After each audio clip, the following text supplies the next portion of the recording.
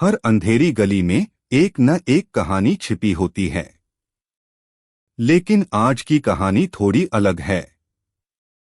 यह कहानी है अमन की, एक छोटे से लड़के की, जो दिल्ली की तंग गलियों और अचार की खुशबू वाले कमरे में रहता था, पर जिसकी किस्मत में लिखा था जादू। अमावस की रातों में जब पूरा शहर सो जाता था, तब किसी कोने में उड़ती थी सुनहरी चिट्ठियां, और एक कबूतर लेकर आता था वो संदेश, जो किसी भी साधारण बच्चे के लिए नहीं था। आज सुनिए अमावस का सूरज, एक ऐसे बालक की शुरुआत जो अंधेरे में भी रोशनी लेकर आया। स्वागत है प्राचीन कहानियां में, जहां हर कहानी में छिपा है एक रहस्य, और हर रहस्य में एक नई रोशनी। यह कहानी है अमन की। अमन कोई आम लड़का नहीं था, पर उसे खुद यह बात नहीं पता थी। वह 11 साल का था और अपने मामा मामी के साथ दिल्ली के एक छोटे से शहर की एक तंग गली में रहता था। यह गली ऐसी थी जहां गाड़ियों की जगह सिर्फ साइकिल रिक्शा ही मुश्किल से गुजर पाते थे। यह गली इतनी तंग थी कि सूरज की रोशनी भी ठीक से नीचे नहीं पहुंच पाती थी, और दिन में भी थोड़ा अंधेरा सा रहता था। हर गली के कोने में कूड़ेदानों से आती हल्की बासी बदबू और पड़ोसी के घर से आने वाले तेज पुराने हिंदी गानों की आवाज, यही अमन की दुनिया थी। सुबह की शुरुआत कचरे वाले की घंटी और रात का अंत मच्छरों की भिनभिनाहट से होता था। इसीलिए अमावस, अंधेरी रात के दिन भी वहां का माहौल रोज जैसा ही लगता था, थोड़ा डरावना और उदास। अमन के मामा का नाम था रमेश, जो एक कपड़े की दुकान पर मुनीम थे। वह हिसाब किताब में बहुत पक्के थे, पर दिल से बहुत कंजूस। मामी का नाम था सुनीता, जो हमेशा गुस्से में रहती थीं और जिनका चेहरा हर वक्त तेवरियों से भरा रहता था। उनका एक बेटा भी था, जिसका नाम था राहुल। राहुल अमन से 1 साल छोटा था, पर उसके नखरे पूरे घर से बड़े थे। वह हर दिन नए क्रिकेट बैट और रंगीन किताबों की मांग करता था, जो उसे तुरंत मिल जाती थीं। राहुल को लगता था कि अमन उसके लिए काम करने वाला नौकर है। अमन की जिंदगी घर के छोटे से स्टोर रूम में बंद थी। यह स्टोर रूम रसोई के पास था, जहां चावल के कट्टों, बड़े बोरे और पुराने सिरके से भरे अचार के डिब्बों के बीच उसकी पतली सी चटाई बिछी रहती थी। उस कमरे में हमेशा चावल की हल्की मीठी और पुराने अचार की तीखी गंध भरी रहती थी। दीवारों पर छिपकलियां घूमती रहती थीं, और रात को चूहों की फुसफुसाहट सुनाई देती थी। अमन को कई बार लगता था कि चूहे उससे ज्यादा खुश हैं, क्योंकि उन्हें जब मन करता था, वे चावल के बोरे में घुसकर दावत उड़ा लेते थे। अमन को हमेशा भूखा रहना पड़ता था। मामी उसे खाना तभी देती थीं, जब सब लोग खा चुके होते थे, और राहुल की प्लेट में जो थोड़ा बहुत दाल या सब्जी बच जाती थी, वही अमन का हिस्सा होता था। कई बार तो उसे सिर्फ सूखी रोटी ही मिलती थी। उसका सपना था कि एक दिन वह इतनी गर्मा गर्म पूरियां खाए कि उसका पेट भर जाए और उसे एक बार भी मामी से खाना न मांगना पड़े। उसकी आंखों में हमेशा खाने के प्रति एक गहरी चमक दिखाई देती थी, जिसे मामा मामी लालच समझते थे। एक दिन गर्मी की छुट्टी के दौरान, जब शहर की बिजली चली गई थी और आसमान से आग बरस रही थी, मामा जी ने अमन को एक बहुत पुराना और गंदा पंखा साफ करने को कहा। यह पंखा करीब 20 साल पुराना था, जो पहले रमेश मामा के दफ्तर में इस्तेमाल होता था। पंखा छत से टंगा हुआ था और उसमें मिट्टी की परत इतनी जमी हुई थी, जैसे किसी ने उस पर मिट्टी का लेप लगा दिया हो। अमन एक टूटी हुई स्टूल पर चढ़कर उसे साफ कर रहा था। वह डर रहा था कि कहीं स्टूल फिसल न जाए। उसने एक गंदे कपड़े से पंखे के ब्लेड साफ किए। तभी उसका ध्यान पंखे के एक ब्लेड पर गया। वहां बारीक धूल के बीच कुछ सुनहरी लकीरें चमक रही थीं। वे लकीरें किसी पतले सोने के धागे जैसी थीं, पर छूने पर बहुत चिकनी थीं। उसने अपनी उंगली से उन लकीरों को छुआ। जैसे ही उसने छुआ, एक तेज मीठी झुनझुनी टिंगलिंग उसके पूरे हाथ में दौड़ गई।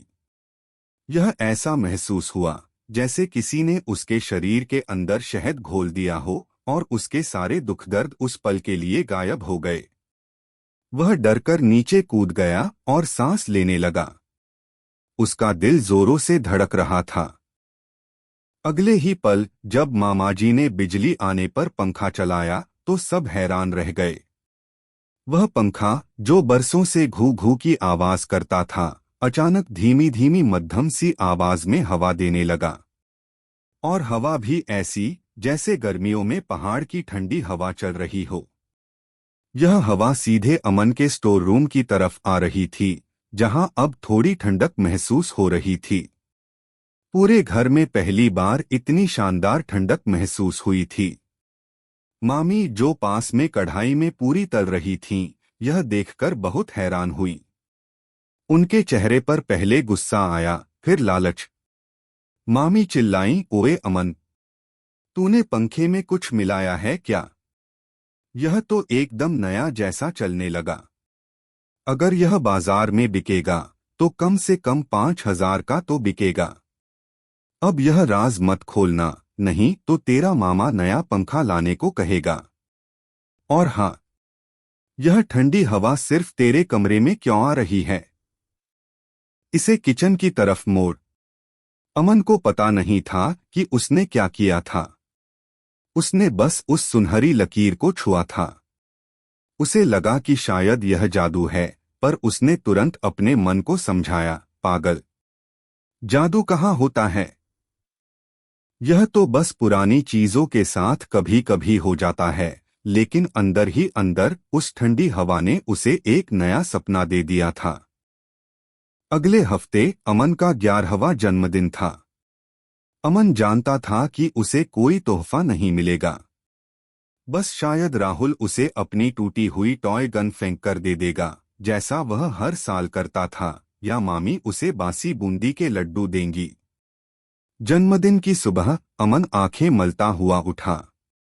उसने ईश्वर से प्रार्थना की कि आज कम से कम एक गरम पूरी खाने को मिल जाए। वह अपनी चटाई लपेट रहा था, तभी उसने देखा कि उसकी पुरानी स्टील की प्लेट में, जहां वह रोज खाना खाता था, एक चिट्ठी रखी है।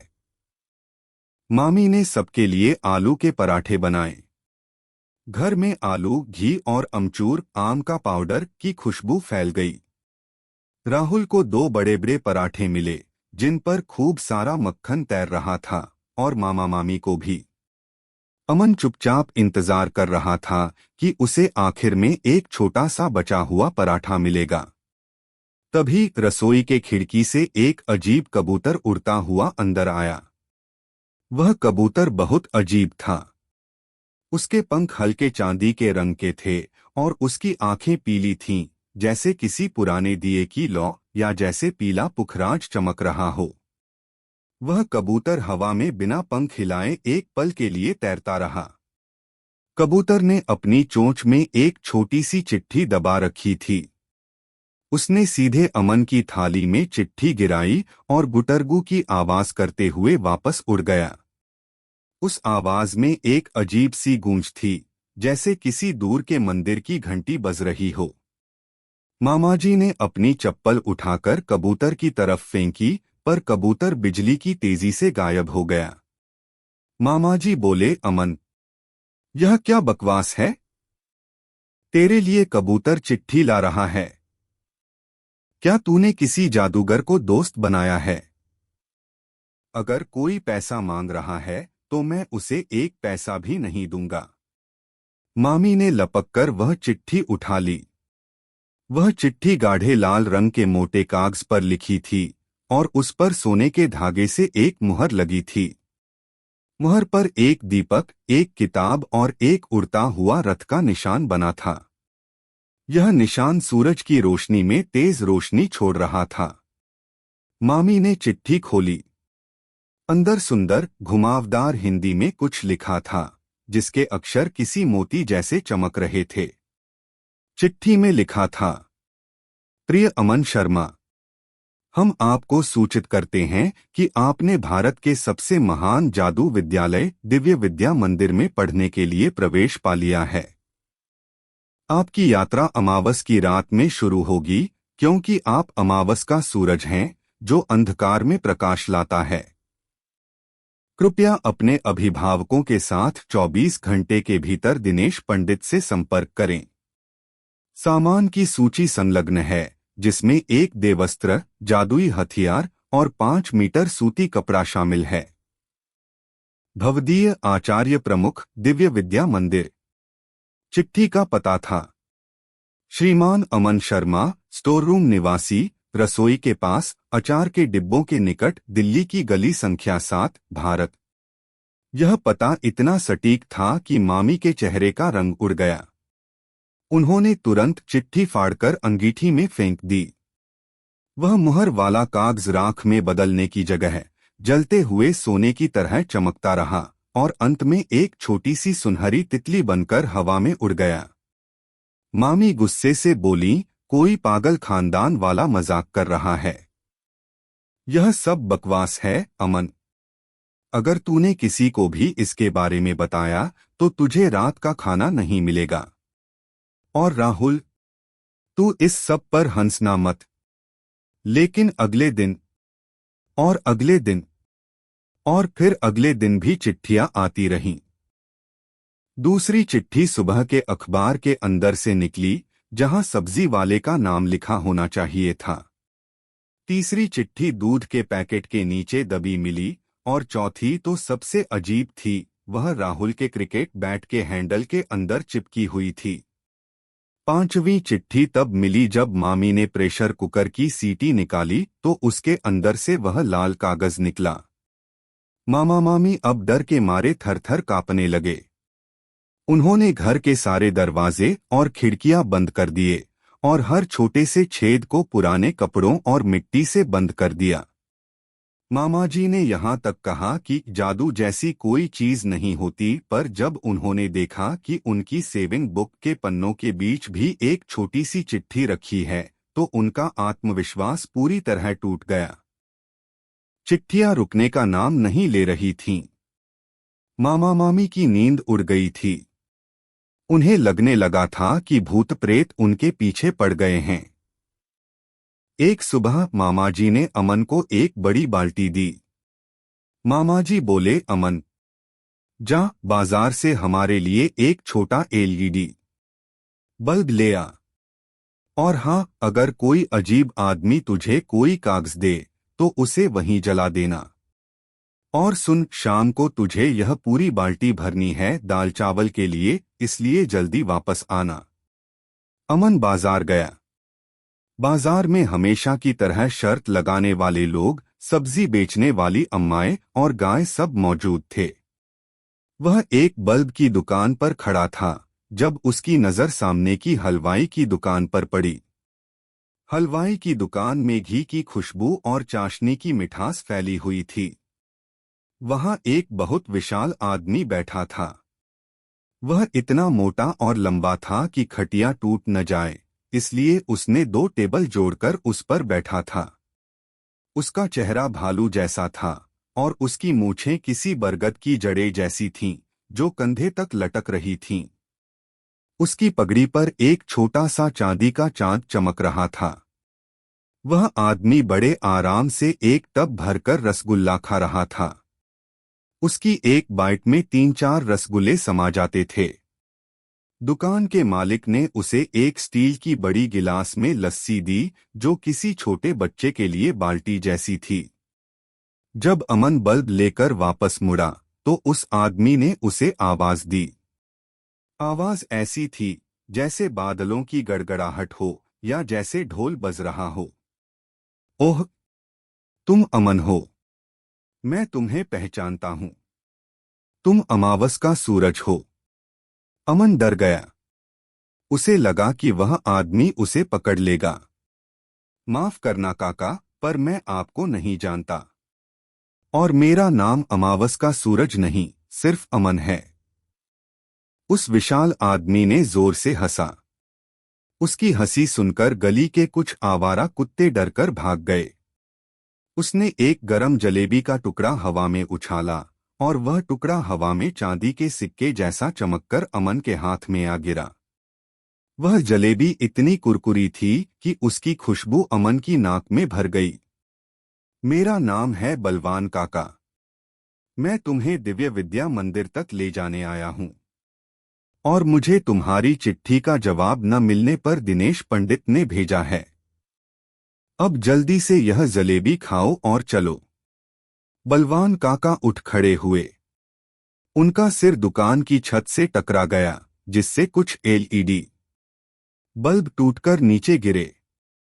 चिंता मत करो, मैं हर्जाना भर दूंगा। जादू की दुनिया में चीजें कभी कभी टूट जाती हैं, खासकर जब मैं हंसता हूं।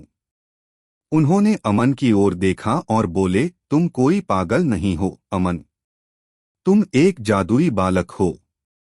तुम में वह रोशनी है जो काली शक्तियों को भगा सकती है। तुम दिव्य विद्या मंदिर में पढ़ने के लिए चुने गए हो और अमावस का सूरज का मतलब है कि तुम अंधेरे में भी रोशनी लेकर आते हो। बलवान काका ने एक हाथ से अमन का हाथ पकड़ा और दूसरे हाथ से अपनी पुराने जमाने की मोटरसाइकिल का हैंडल घुमाया। मोटरसाइकिल का नाम था गरुड़। जैसे ही उन्होंने हैंडल घुमाया, गरुड़ में से एक नीली रोशनी निकली और वह अचानक एक उड़ने वाली मोटरसाइकिल में बदल गई। उसका साइलेंसर अब मोर के पंखों जैसा चमक रहा था। उसके पीछे की सीट पर एक बड़ा सा लोहे का संदूक बंधा था, जिसमें गुलाब जामुन और मूंग दाल का हलवा की खुशबू आ रही थी। जल्दी करो अमन, हमारे पास पतंग उड़ाने का समय नहीं है। हमें हिमालय की तरफ जाना है, जहां हमारा दिव्य विद्या मंदिर है, जो बादलों के ऊपर छिपा हुआ है। तुम्हें वहां जादू की छड़ी नहीं, बल्कि देवताओं के अस्त्र मिलेंगे। बलवान काका ने मुस्कुराते हुए कहा, तुम्हारे लिए एक टोकरी भरकर गर्मा गर्म जलेबी भी ली है। सफर में काम आएगी। अमन ने एक पल के लिए अपनी तंग गली और स्टोर रूम के अंधेरे को देखा।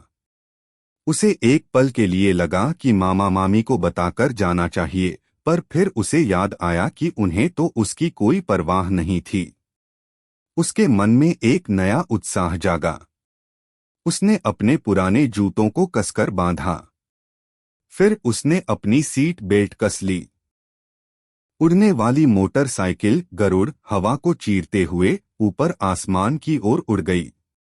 अमन ने पहली बार बादलों को इतने करीब से देखा।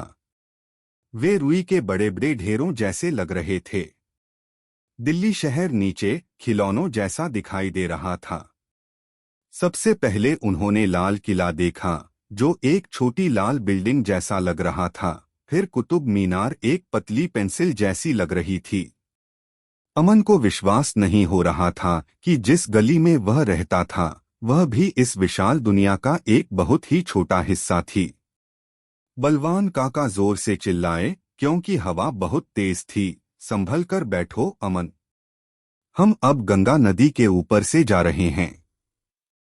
यह नदी सिर्फ पानी नहीं है, बल्कि यह दिव्य ऊर्जा का एक स्रोत है। इसका पानी हमारे जादू के अस्त्रों को शक्ति देता है। जैसे जैसे वे आगे बढ़े, आसमान का रंग बदलने लगा।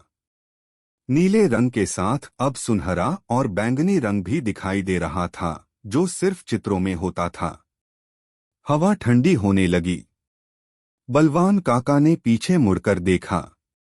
तुम्हारे पास स्वेटर नहीं है, है ना? अमन ने नामे सिर हिलाया। बलवान काका ने अपने गले में पहनी हुई लाल ऊन की शॉल उतारी। वह शॉल हवा में फैली और अचानक एक गर्म कंबल में बदल गई। इसे ओढ़ लो। यह शॉल जादुई है। यह तुम्हें ठंड से बचाएगी और तुम्हारे डर को भी दूर रखेगी। अमन ने उस शॉल को ओढ़ा। शॉल सचमुच बहुत गर्म और आरामदायक थी। बलवान काका ने आगे बताया, देखो अमन, हमारी दुनिया में जादू किसी किताब या छड़ी से नहीं आता। यह आता है हमारी प्रकृति से, हमारे मंदिरों, नदियों और पहाड़ों से। हमारा दिव्य विद्या मंदिर हिमालय के सबसे ऊंचे शिखर पर छिपा है, जहां देवी देवताओं का वास होता है। करीब 3 घंटे बाद नीचे बड़े बड़े बर्फीले पहाड़ दिखने लगे। ये पहाड़ इतने विशाल थे कि उनका अंत कहीं नहीं दिख रहा था। ये हिमालय थे। यहां से हमारा सफर थोड़ा अलग होगा, बलवान काका ने कहा। तुम्हें अपने मन को शांत रखना होगा। उन्होंने गरुड़ मोटरसाइकिल को एक बहुत ही ऊंची बर्फीली चोटी की तरफ मोड़ दिया। चोटी के पास एक बर्फ का तूफान चल रहा था और हवा में चमकीली बर्फ उड़ रही थी। बलवान काका ने जोर से मंत्र बोलना शुरू किया। उनके मुंह से जो आवाज निकली वह संस्कृत के किसी प्राचीन मंत्र जैसी थी।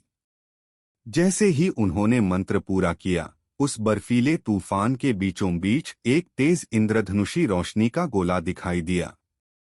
वह रोशनी गोल घूमती रही और फिर वह एक विशाल पारदर्शी दरवाजा बन गई। यह दरवाजा बादलों के बीच में था।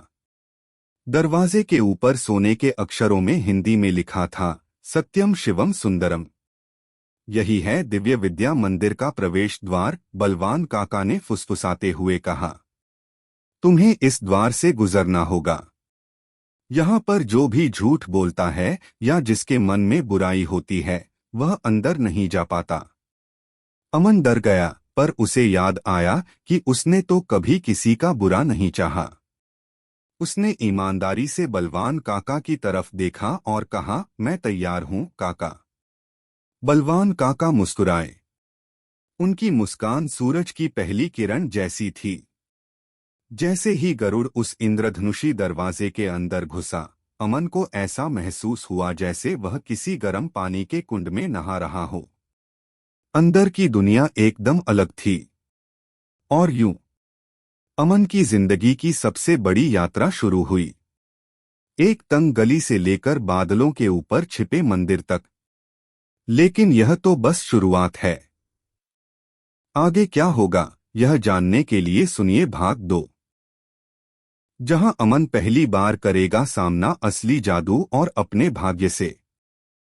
अगर आपको यह कहानी पसंद आई हो तो वीडियो को लाइक करें। कमेंट में लिखें कि आपको कौन सा हिस्सा सबसे जादुई लगा।